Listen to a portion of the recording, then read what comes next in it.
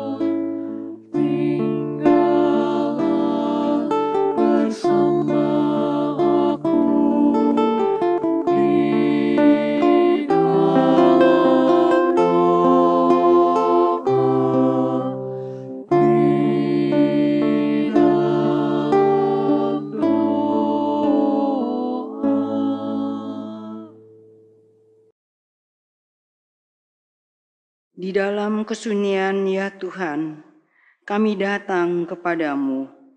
Kami hendak menghayati kesedihan para murid ketika Engkau tidak lagi bersama mereka. Kami ikut merasakan keputusasaan mereka ketika menghadapi realita yang jauh dari harapan. Saat ini kami pun menghadapi realita yang tidak sama dengan apa yang kami harapkan. Seperti murid-murid-Mu pada masa lalu, kami pun merasa takut dan gentar. Kadang kami tenggelam dalam kekhawatiran, lupa pada Tuhan yang menjanjikan pertolongan. Ampuni kami ya Tuhan, yang kadang memilih untuk berjalan sendirian. Masih adakah kesempatan bagi kami untuk datang memohon pertolongan-Mu? Masih adakah kesempatan untuk meraih kemenangan bersama-Mu? Ampuni kami ya Tuhan, dan berilah kami pengharapan yang baru. Amin. Manusia lahir dari perempuan, singkat umurnya, dan penuh kegelisahan, seperti bunga ia berkembang, lalu layu, seperti bayang-bayang ia hilang lenyap dan tidak dapat bertahan. Masakan engkau menunjukkan pandanganmu kepada orang seperti itu dan menghadapkan kepadamu untuk diadili? Siapa dapat mendatangkan yang tahir dari yang najis? Seorang pun tidak. Jikalau hari-harinya sudah pasti, dan jumlah bulannya sudah tentu padamu, dan batas-batasnya sudah kau tetapkan, sehingga tidak dapat dilangkahinya, Hendaklah kau alihkan pandanganmu daripadanya, agar ia beristirahat, sehingga ia seperti orang upahan dapat menikmati harinya. Karena bagi pohon masih ada harapan. Apabila ditebang, ia bertunas kembali, dan tunasnya tidak berhenti tumbuh. Apabila akarnya menjadi tua di dalam tanah, dan tunggulnya mati di dalam debu, maka bersemilah ia setelah diciumnya air, dan dikeluarkannyalah ranting seperti semen. Tetapi bila manusia mati, maka tidak berdayalah ia. Bila orang binasa, di manakah ia? Seperti air menguap dari dalam tasik, dan sungai surut dan menjadi kering, demikian juga manusia berbaring dan tidak bangkit lagi. Sampai langit hilang lenyap, mereka tidak terjaga dan tidak bangun dari tidurnya. Ah, kiranya Engkau menyembunyikan aku di dalam dunia orang mati, melindungi aku sampai murka-Mu surut, dan menetapkan waktu bagiku, kemudian mengingat aku pula. Kalau manusia mati, dapatkah ia hidup lagi? Maka aku akan menaruh harap selama hari-hari pergumulanku, sampai tiba giliranku.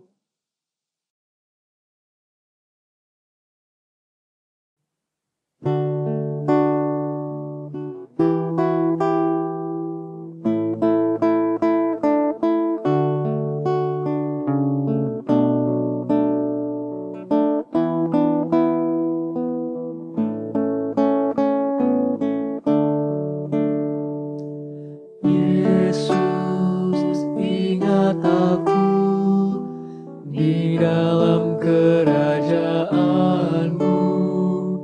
Yesus, ingat aku di dalam kerajaan-Mu. Yesus, ingat aku di dalam kerajaan-Mu.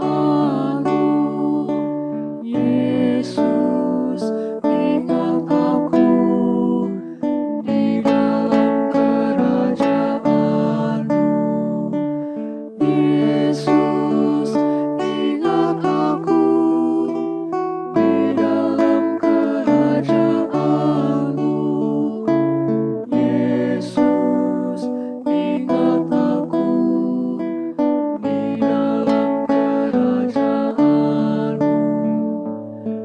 Yesus, ingat aku di dalam kerajaan-Mu.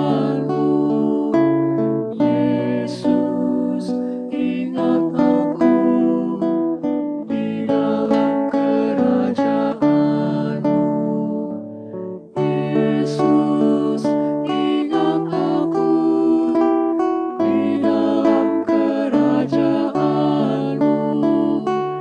Yesus, ingat aku di dalam kerajaan-Mu.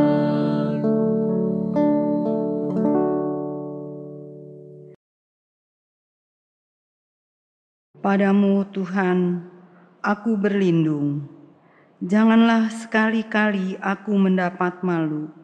Luputkanlah aku oleh karena keadilan-Mu. Sendekkanlah telingamu kepadaku, bersegeralah melepaskan aku. Jadilah bagiku gunung batu tempat perlindungan, kubu pertahanan untuk menyelamatkan aku.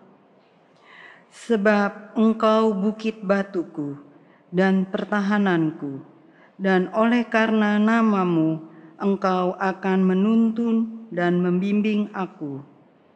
Engkau akan mengeluarkan aku dari jaring yang dipasang orang terhadap aku, sebab Engkaulah tempat perlindunganku. Masa hidupku ada dalam tangan-Mu. Lepaskanlah aku dari tangan musuh-musuhku dan orang-orang yang mengejar aku. Buatlah wajah-Mu bercahaya atas hamba-Mu, selamatkanlah aku oleh kasih setia-Mu.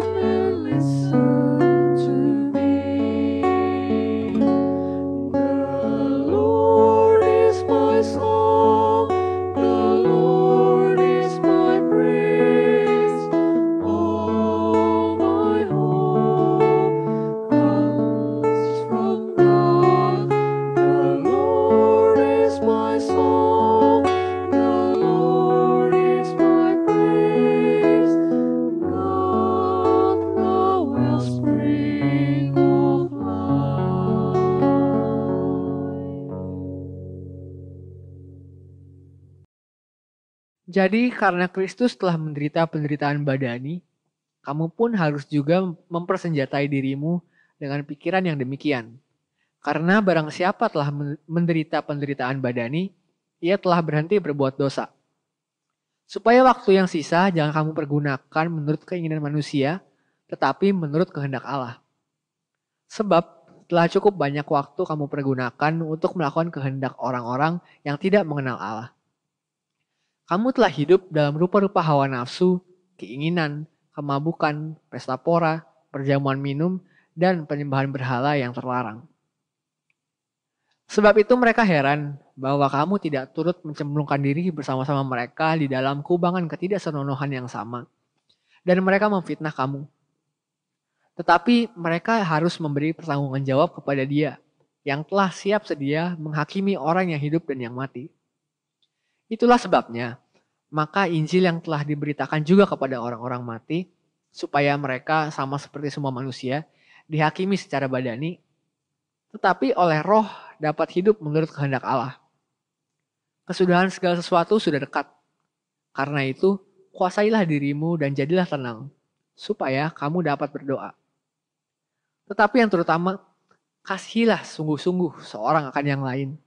Sebab kasih menutupi banyak sekali dosa. Demikianlah sabda Tuhan.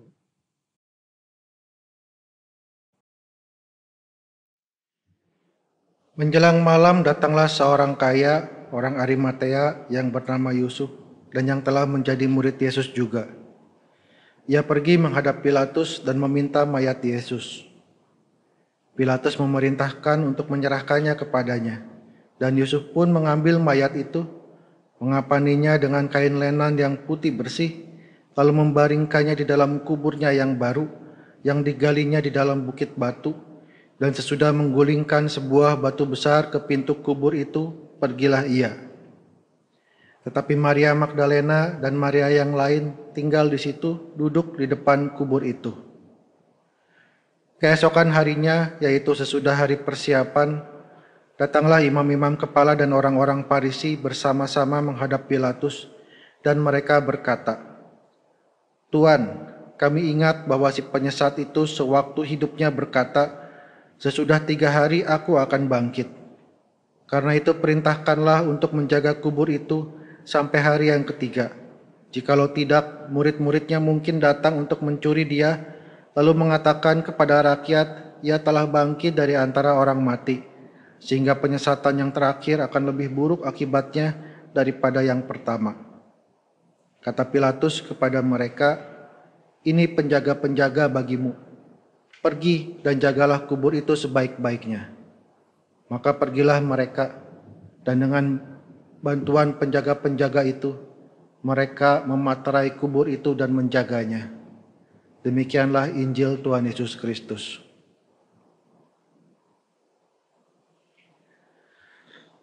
Saudara-saudara, kematian mendatangkan ketakutan bagi banyak orang di sepanjang sejarah. Kematian mencengkramkan kuasanya. Ia tidak bisa dihindari. Entah itu raja penguasa, entah itu panglima yang perkasa, entah itu ilmuwan. Tidak ada yang bisa menghindari dari kematian. Bahkan Tuhan Yesus mengalami kematian. Lalu apakah makna hidup manusia bila semua berujung pada kematian? Untuk apa kita berusaha? Untuk apa kita berbuat baik? Bila Tuhan Yesus yang baik, yang senantiasa mengajarkan dan meneladankan apa yang benar, yang senantiasa peduli kepada mereka yang lemah, menolong, menyatakan kebenaran, sekarang terbaring kaku dalam kesunyian. Lantas untuk apa kita berbuat baik? Ada banyak pertanyaan berkecamuk di dalam benak para murid. Ada banyak rasa yang bercampur aduk di dalam hati para murid pada saat itu. ketika mereka tenggelam dalam kesedihan, di dalam kebingungan, karena mereka harus menghadapi realita Yesus, Tuhan dan Guru mereka, tidak lagi bersama-sama dengan mereka. Yesus, Tuhan dan Guru mereka kini telah mati, terbaring di dalam kubur. Mereka bingung dan berkabung. Namun murid-murid tetap berusaha untuk berbuat baik, untuk melakukan apa yang baik. Yusuf dari Arimatea dikisahkan tadi, seorang murid Tuhan Yesus juga. Dia pergi memberanikan diri untuk menghadap Pilatus, untuk meminta mayat Yesus. Dia berusaha untuk memberikan yang terbaik bagi Yesus. Ia mengapani mayat Yesus dengan kain lenan yang putih bersih, lalu membaringkannya di dalam kuburnya yang baru. Sementara Maria Magdalena dan Maria yang lain, yang juga adalah murid-murid Tuhan Yesus, mereka memilih untuk tinggal di situ, di depan kubur itu. Mereka ingin tetap dekat dengan Tuhan Yesus.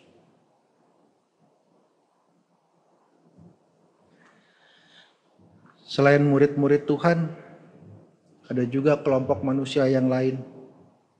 Ada imam-imam kepala dan orang-orang Farisi. Mereka bersikap 180 derajat berbeda dari para murid. Kalau para murid bersedih, mereka bersuka cita atas kematian Tuhan Yesus. Kebencian mereka tidak sirna oleh kematiannya, tetap membara seolah kematian Tuhan Yesus tidaklah cukup. Mereka juga menghadap Pilatus, meminta penjaga, tapi dengan tujuan yang berbeda, bukan untuk melindungi kubur Tuhan, tetapi mereka meminta penjaga untuk menghalangi murid-murid datang, untuk menghentikan ajaran kebenaran yang selama ini Tuhan Yesus ajarkan.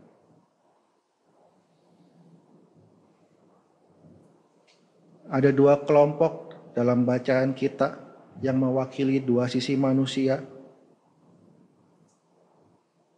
Kelompok yang satu yang senantiasa berusaha untuk berbuat baik di dalam segala keberadaannya, bahkan di dalam kegalauannya, di dalam kebingungannya, di dalam kekhawatirannya, di dalam kesedihannya, terus berusaha untuk berbuat baik, ingin selalu dekat dengan Tuhan.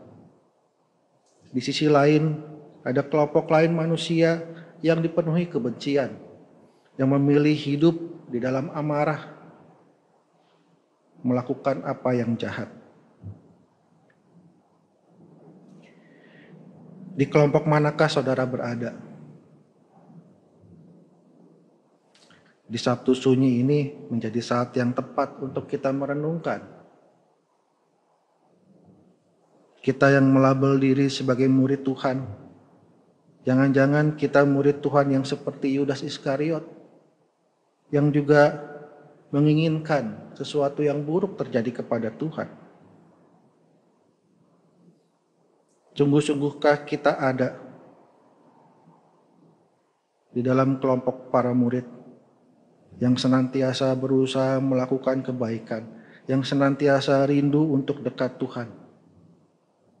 Atau jangan-jangan kita ada di sisi imam-imam kepala dan orang-orang Farisi yang dipenuhi kebencian dan keinginan untuk berbuat jahat?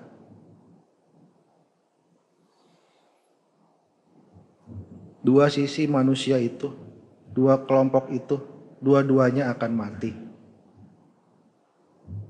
Tetapi pilihan sikap pada saat hidup akan menentukan kemana akhir perjalanan kita. Apakah kita dibangkitkan bersama-sama dengan Kristus atau binasa di dalam penderitaan kekal?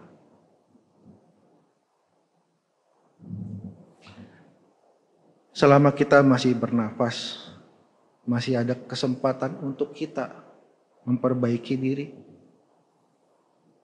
Selama kita masih bernafas, Tuhan memanggil kita untuk terus bertobat dan datang kepadanya, untuk ikut menikmati kemenangannya. Masih ada kesempatan. Tetapi kesempatan itu ada batasnya. Tidak selamanya kita hidup. Kita pun akan menghadapi kematian.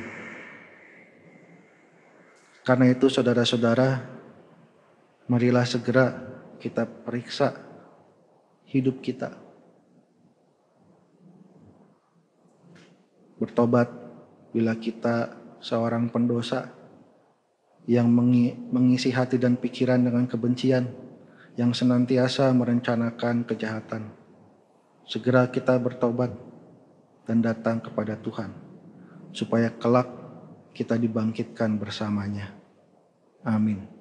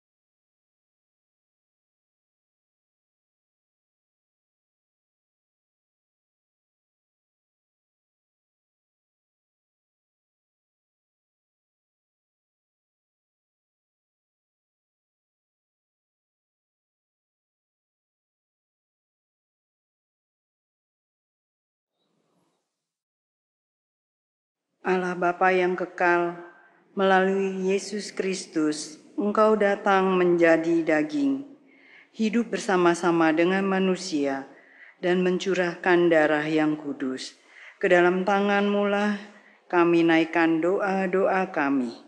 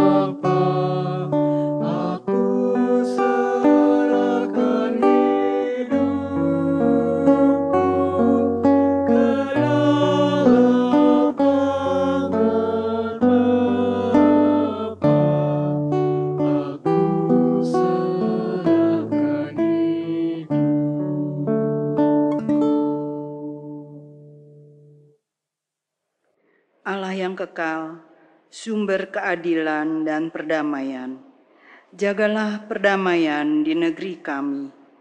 Curahkanlah damai di antara umat manusia. Curahkanlah damai kepada setiap keluarga kami. Curahkanlah damai ke dalam setiap hati kami.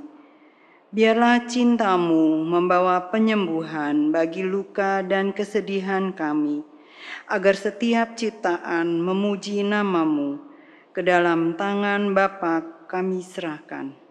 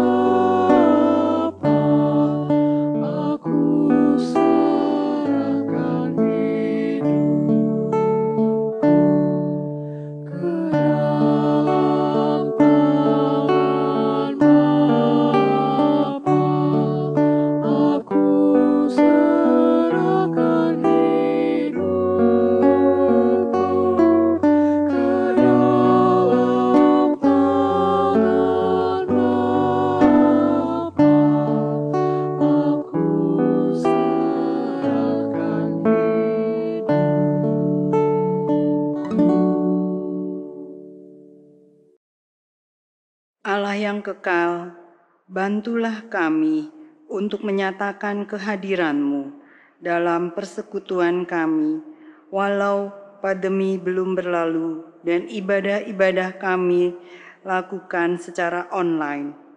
Mampukan kami untuk tetap dapat merasakan kehadiran-Mu dan persekutuan dengan sesama kami tetap terjalin di dalam-Mu. Ke dalam tangan Bapa kami serahkan.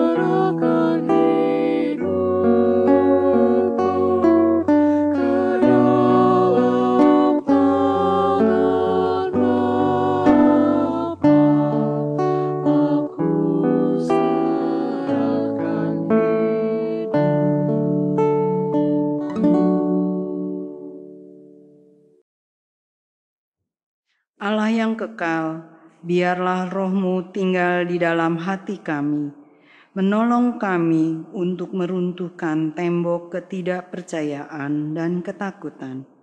Biarlah Roh-Mu menumbuhkan pengharapan baru saat kami menghadapi masa-masa sulit seperti pada saat ini. Ke dalam tangan Bapa kami serahkan. Bapa kami yang ada di surga, dikuduskan nama-Mu, datanglah kerajaan-Mu, jadilah kehendak-Mu di bumi seperti di surga. Berikanlah kami pada hari ini makanan kami yang secukupnya, dan ampunilah kami akan kesalahan kami, seperti kami juga mengampuni orang yang bersalah kepada kami. Dan janganlah membawa kami ke dalam percobaan, tetapi lepaskanlah kami daripada yang jahat, karena Engkaulah yang empunya kerajaan dan kuasa dan kemuliaan sampai selama-lamanya. Amin.